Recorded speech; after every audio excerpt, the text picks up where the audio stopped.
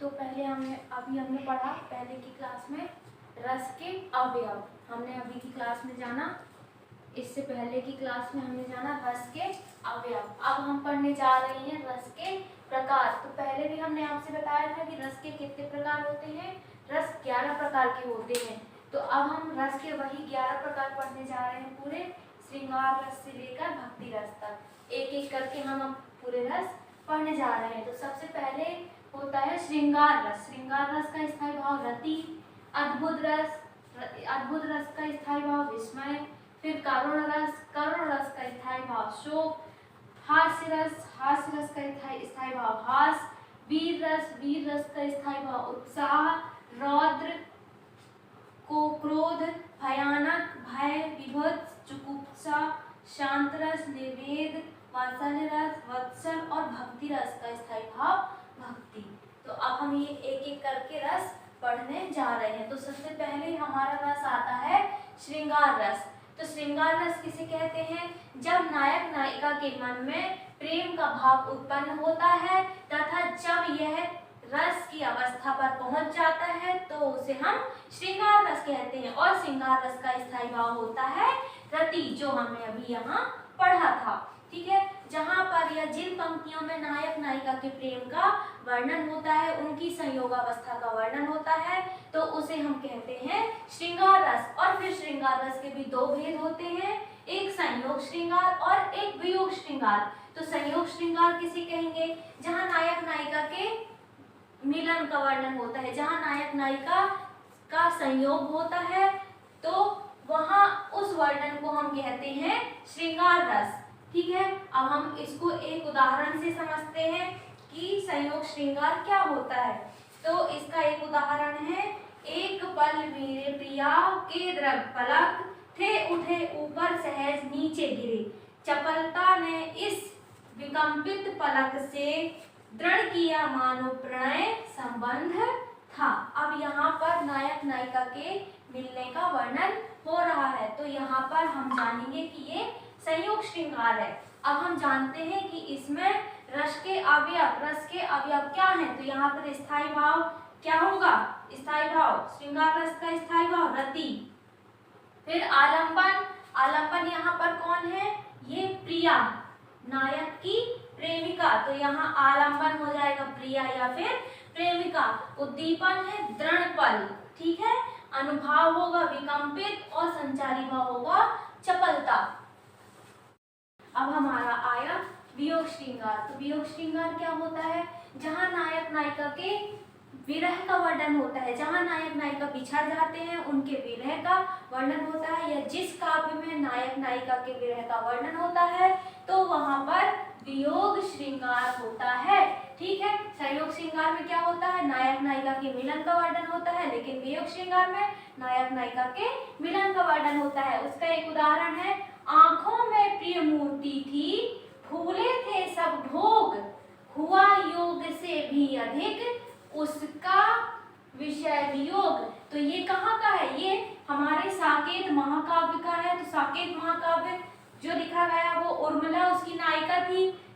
तो जब लक्ष्मण श्री राम के साथ वनवास चले जाते हैं तब से उर्मिला की क्या दशा होती है? आंखों में प्रिय मूर्ति थी, केवल उर्मिला की आंखों में लक्ष्मण की मूर्ति थी और वो उनके सामने भोग होकर भी इतने सारे भोग परोसे जाते थे, लेकिन आंखों में प्रिय की मूर्ति होने के कारण वो भोग भी भूल गई थी कि वो राजमहल में है।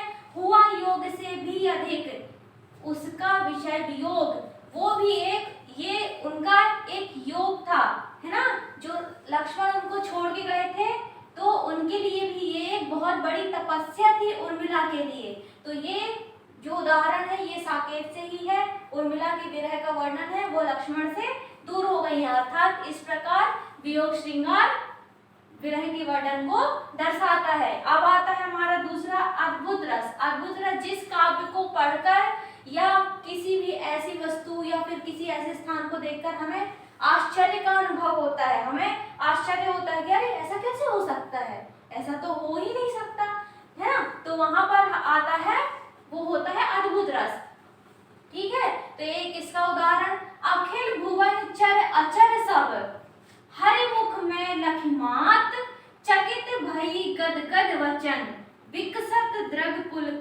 तो ये क्या है, जब यशोदा मैया कृष्ण बहुत छोटे हैं और वो कृष्ण के पीछे पीछे दौड़ती जा रही हैं, ठीक है। कृष्ण ने क्या खाया है मुंह में, मिट्टी। तो जब कृष्ण ने अपना पूरा मुंह खोल के दिखाया है, माँ ने कहा अपना मुंह खोलो, क्या खाया है तुमने। कृष्ण ने मुंह खोला तो कृष्ण के मुंह में पूरा ब्रह्मांड दिख गया। तो यशोदा माँ चकित रह गई कि ऐसा कैसे हो सकता है ना। जैसे हमने परिभाषा में ही पढ़ा है कि जहाँ हम ऐसी चीजें देखते हैं या फिर ऐसी काव्य को पढ़ते हैं जहाँ हमें आश्चर्य का अनुभव होता है कि ऐसा हो ही नहीं सकता, ये ऐसे कैसे हो गया, तो वहां पर होता है अद्भुत रस। तो यहाँ पर यशोदा मैया ने कृष्ण के मुख में पूरे ब्रह्मांड को देखा तो वो आश्चर्यचकित हो गई हैं, ठीक है। अब हमारा आता है भयानक रस। भयानक रस क्या होता है, जब किसी वस्तु या ऐसी घटना को देखकर या फिर किसी ऐसी घटना को बताया जाता है जहां पर हमें भय का अनुभव हो, है ना। अक्सर करके हम आते हैं तो कोई घटना बताते हैं कि हम वहां गए थे तो वहां ऐसा हुआ, बहुत डर गए थे हम, है ना। तो ऐसा घटना वृतांत भय के अंतर्गत आता है ना। ये कहलाता है भयानक रस। तो उसका एक उदाहरण है, एक और गरजही लखी, एक और मृगराय, विकल बटोही बीच ही, परियो मूर्छा खाए, ठीक है। तो इसमें क्या बताया जा रहा है कि एक पथिक है तो वो आ रहा है, एक और उसके सामने अजगर है और एक और शेर है। अब वो सोच रहा है कि मैं क्या करूं, यहाँ जाता हूं तो शेर है और पीछे जाता हूं तो अजगर है। वो भय के मारे वहीं बेहोश मूर्छा खाकर, मतलब वहीं पर वो बेहोश होकर गिर जाता है। तो यहाँ पर कौन सा रस आ जाता है, अपना भयानक रस। अब इसके बाद हमारा चौथा रस आता है विभत्स रस। अब विभत्स रस का स्थायी भाव क्या होता है, घृणा, है ना। देखिए कभी कभी हम जाते हैं रोड पर, कचरा या फिर कुछ ऐसी वस्तु होती है जिसको देख करके मन में घृणा का भाव आता है, तो वहां पर होता है विभत्स रस। तो इसकी परिभाषा भी देख लेते हैं, जब किसी वस्तु या किसी ऐसे व्यक्ति को देखकर मन में घृणा का भाव उत्पन्न हो तो वहां पर विभत्स रस होता है, ठीक है। अब इसको एक उदाहरण के द्वारा समझते हैं। सिर पर बैठियो काक, आंख दो खात निकारत, खींचहि जीवहि स्यार, अति आनंद उर्धावत, है ना। तो अगर आप कहीं गए हैं तो वहां पर आप देख रहे हैं कि ग्लास पड़ी हुई है, उसको गिद्ध नोच रहे हैं, सियार खींच रहे हैं, कुत्ते खा रहे हैं, तो आपके मन में एक करुण का भाव हो, आपके मन में एक घृणा का भाव आएगा, छी क्या हो रहा है, ये बहुत गंदा है ना। तो वहां पर होता है विभत्स रस। जहां पर घृणा वाला भाव हमारे मन में आए तो वहां पर आ गया विभत्स रस। फिर आता है रौद्र रस। तो रौद्र रस का स्थायी भाव होता है क्रोध। तो जिस जगह या जिस वस्तु या जिस व्यक्ति की बातों को सुनकर हमें हमारे मन में क्रोध का भाव आता है तो वहां पर रौद्र रस होता है। इसकी एक परिभाषा भी देख लेते हैं, अपने प्रियजनों या किसी भी प्रियजनों की निंदा को सुनकर या स्वयं के अपमान से जो क्रोध का भाव जागृत होता है तो उसे हम रौद्र रस कहते हैं। उदाहरण, इसे हम एक उदाहरण के द्वारा समझते हैं। उस काल मानो क्रोध से तन कांपने लगा, मानो हवा के जोर से सोता हुआ सागर भी जगा। क्रोध ऐसे आया कि जैसे ही क्रोध सामने वाले को आया तो उसका पूरा तन बदन कांपने लगा और ऐसा लगा कि जैसे सोया हुआ सागर था, बिल्कुल समतल पानी था और वह हवा के कारण पूरा सागर सोता हुआ उठ गया, ठीक है। अब हमारा आता है हास्य रस। किसी भी व्यक्ति की विचित्र बातों को सुनकर मन में एक विनोद का भाव आता है तो उसे हम हास्य रस कहते हैं, है ना। आप चुटकुले सुनते हो कि चुटकुले सुनते सुनते एकदम से आपको हंसी आने लगती है तो वो चुटकुलों में कौन सा रस होता है, हास्य रस, क्योंकि उसमें हमको हंसाया जाता है ना। तो ऐसी वस्तु या फिर ऐसे व्यक्तियों की बातों को सुनकर मन में एक हंसने की भावना आने लगे तो वहां पर होता है हास्य रस।